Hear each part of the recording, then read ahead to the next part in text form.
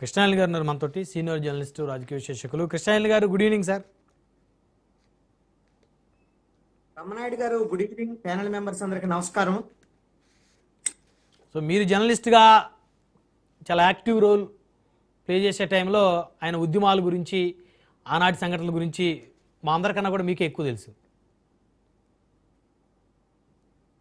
బ్రహ్మనాయుడు గారు, ముద్రగడ్డ పద్మనాభం గారు, ఆయన రాజకీయ నాయకుడుగా కాకుండా ఉద్యమకారుడుగా కూడా ఉమ్మడి ఆంధ్రప్రదేశ్లో ఆయన చేసినటువంటి ఉద్యమాలు అందరికీ స్ఫూర్తిదాయకమైనటువంటి ఉద్యమాలు, దాంట్లో ఎటువంటి సందేహం లేదు.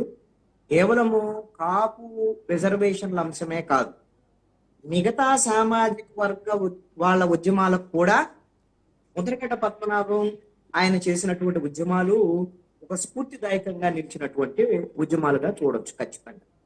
ఆయన మృతికి ఈ రోజున ముఖ్యమంత్రి చంద్రబాబు నాయుడు, అదేవిధంగా పవన్ కళ్యాణ్, అదేవిధంగా జగన్మోహన్ రెడ్డి, ఈ విధంగా రాజకీయాలకు అతీతంగా అన్ని పార్టీలకు సంబంధించినటువంటి వాళ్ళు సంతాపం తెలియజేయటంతో పాటుగా వాళ్ళ కుటుంబానికి ఒక భరోసా ఇచ్చేటువంటి ప్రయత్నం మాట్లాడుతున్నటువంటి పరిస్థితి. అంటే ఆయనకున్నటువంటి రాజకీయాల్లో ఉన్నటువంటి ఆయనకున్నటువంటి ఒక మంచి పేరుకి ఇది ఒక నిదర్శనంగా ఉంది.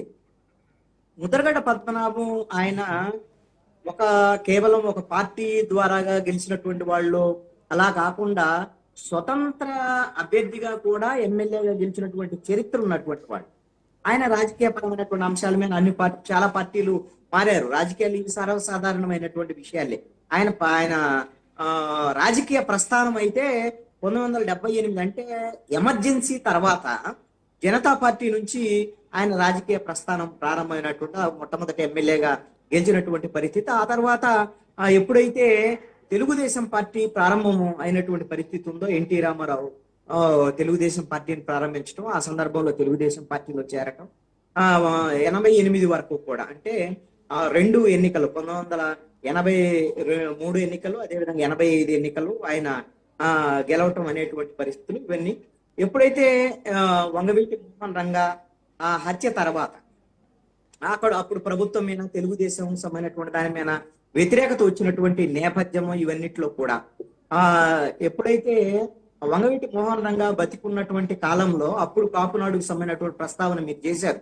బహుశా ఆ కాపునాడు సభ భారతదేశంలో, నాకు తెలిసి ఆంధ్రప్రదేశ్ లో అయితే ఆ స్థాయిలో సభ జరిగినటువంటి ఒక కుల రిజర్వేషన్ల అంశం వీటి మీద జరిగినటువంటి సభలు, ఆ స్థాయిలో సెక్స్ అయినటువంటి సభలు ఇప్పటి వరకు అయితే లేవు.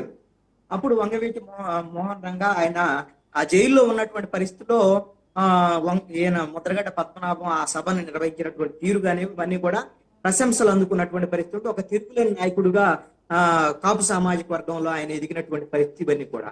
1988లో వంగవీటి మోహన్ రంగా హత్య ఇవి నేపథ్యంలో 89 ఎన్నికల్లో కాంగ్రెస్ పార్టీలో ఈయన ముద్రగడ్డ పద్మనాభం చేరటం, ఆ తర్వాత కాంగ్రెస్ పార్టీ నుంచి ఎమ్మెల్యేగా గెలిచినటువంటి పరిస్థితులు ఇవన్నీ కూడా ఉన్నాయి.